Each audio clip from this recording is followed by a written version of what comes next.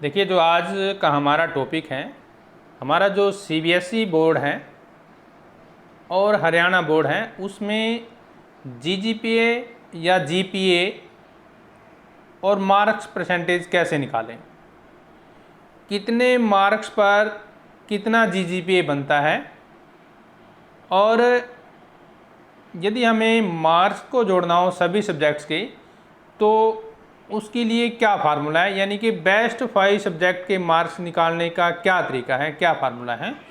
Class रहेगी हमारी 10वीं और 12वीं, यानी कि 10th और 12th। देखिए, पेरेंट्स हमेशा दुविधा में रहते हैं कि जो हमारे बच्चों के नंबर आते हैं सीबीएसई में या हरियाणा बोर्ड में, उनका टोटल हम कैसे निकालें, क्योंकि सब्जेक्ट कई बच्चों के पास 6 होते हैं, कई बच्चों के पास 7 होते हैं। और जैसे हमारे हरियाणा बोर्ड में 6 सब्जेक्ट होते हैं और सीबीएसई में वैसे 5 सब्जेक्ट होते हैं 10th क्लास में, और +2 में तो हरियाणा बोर्ड और सीबीएसई दोनों में 5 ही होते हैं। लेकिन बात हमारे सामने 10th क्लास की आती है, तो कई बार 6 सब्जेक्ट होते हैं, कई बार 5 होते हैं और कई बार 7 होते हैं। वो इसलिए कि स्टूडेंट्स जो हैं एडिशनल सब्जेक्ट ले लेते हैं।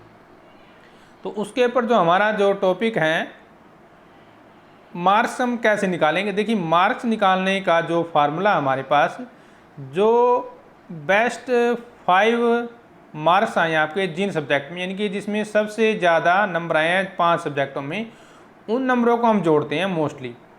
और यही रूल हमारे हरियाणा बोर्ड का है, जिसमें ज़्यादा मार्क्स आए हैं उन सब्जेक्ट्स के हम मार्क जोड़ देते हैं। आप साथ साथ वीडियो के स्क्रीन पर जो है हमने रिटन में मटेरियल लिखा है, आप इसको पढ़ भी सकते हैं।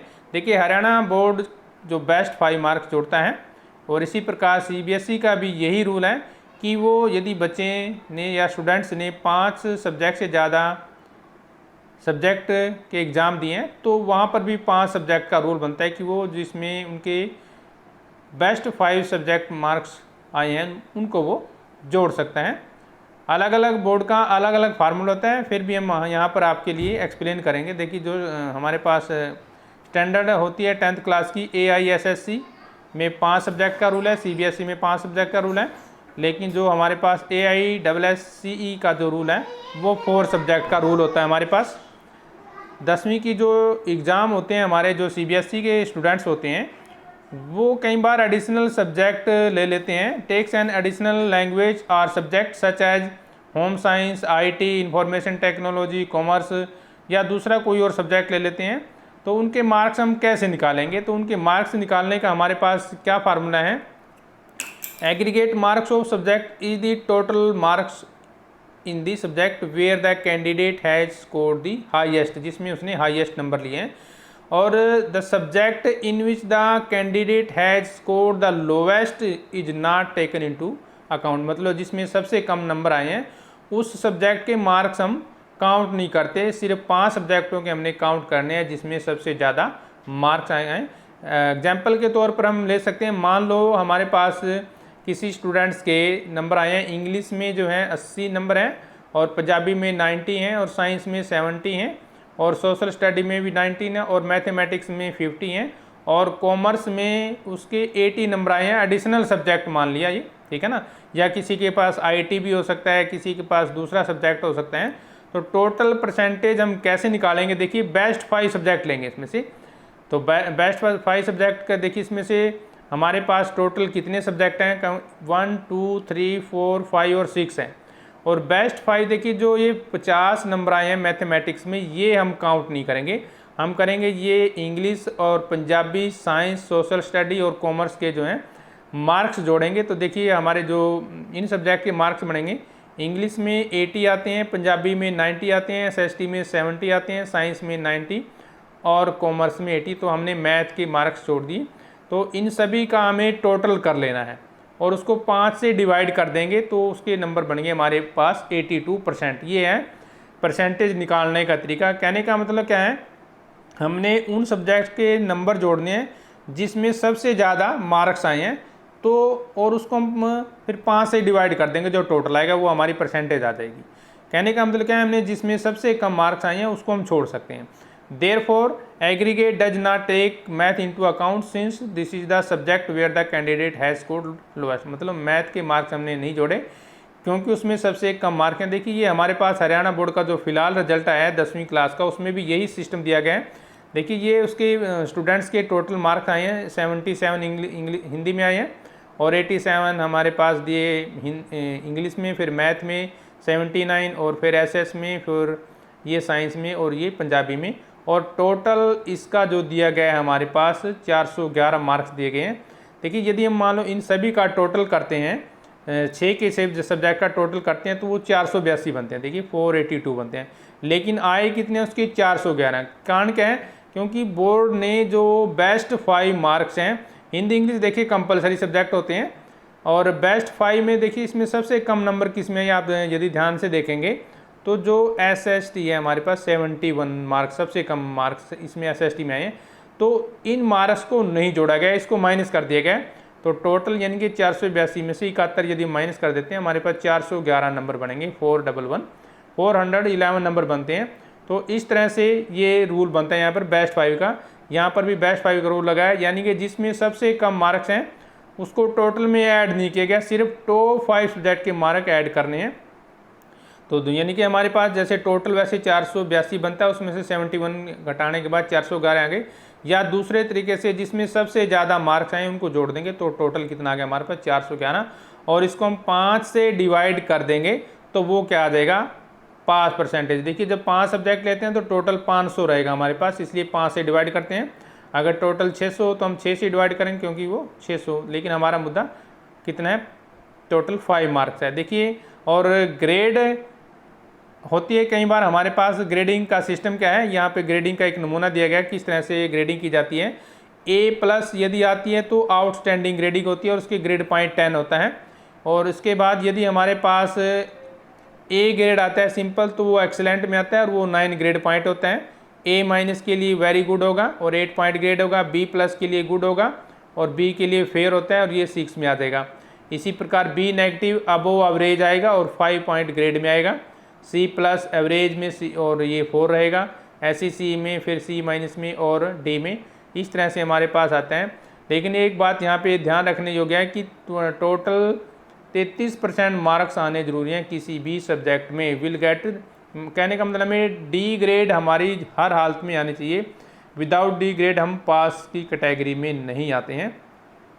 और देखिए हम लेते हैं अब जो हमारी CBSE बोर्ड होता है उसमें CGPA को परसेंटेज में कैसे कन्वर्ट करना है, क्या रूल है।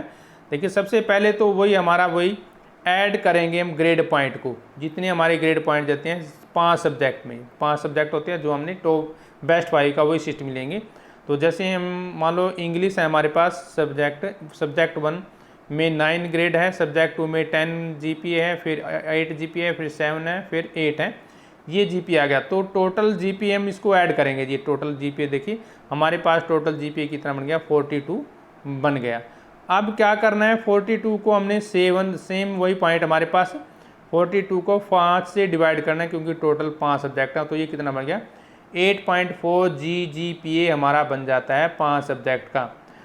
अब इसके बाद हमें क्या करना है, इसको जो हमारा GGPA बनाए यानी कि 8.4 8.4 GGPA बनाए, इसको 9.5 से मल्टीप्लाई कर दीजिए, ये किस में कन्वर्ट हो जाएगा, परसेंटेज में कन्वर्ट हो जाएगा GGPA से। यानी कि 8.4 को 9.5 से हमने मल्टीप्लाई कर दिया तो ये कितना गया, 79.8% बन गया हमारा GGPA से परसेंटेज में। कहने का मतलब सिंपल सा पॉइंट है, जो आपका GGPA आता है उसको 9.5 से मल्टीप्लाई कर दो और वो आपका क्या आ जाएगा, परसेंटेज आएगा। This formula is given by CBSE to convert grade into percentage.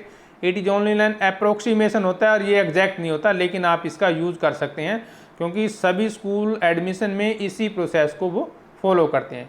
यानी कि मल्टीप्लाई, यदि हम जो हमारा CGPA है उसको 9.5 से मल्टीप्लाई कर देंगे तो हम लास्ट 5 का रिजल्ट जो है हमारा जो तरीका है, हमने जो लास्ट 5 के जो रिजल्ट हैं उनको देख के इसी पॉइंट को अडोप्ट किया है।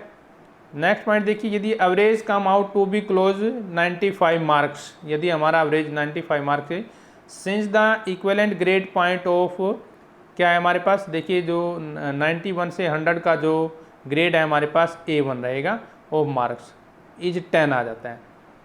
Is then divided the average result by 95/10, the result कितना आ जाएगा हमारे पास 90 यानी कि 9.5 आ जाएगा। ठीक है ना। देखिए हमारे पास जो CBSE की ग्रेडिंग सिस्टम होती है वो किस तरह से होती है।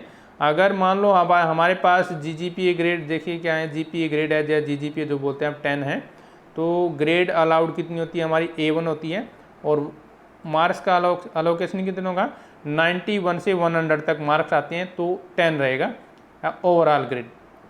अगर मार्क्स आते हैं 81 से 90 तक तो A2 ग्रेड रहेगा और उसको हम 9 में काउंट करेंगे। इसी प्रकार 71 से 80 का आ जाएगा हमारे पास 8 में।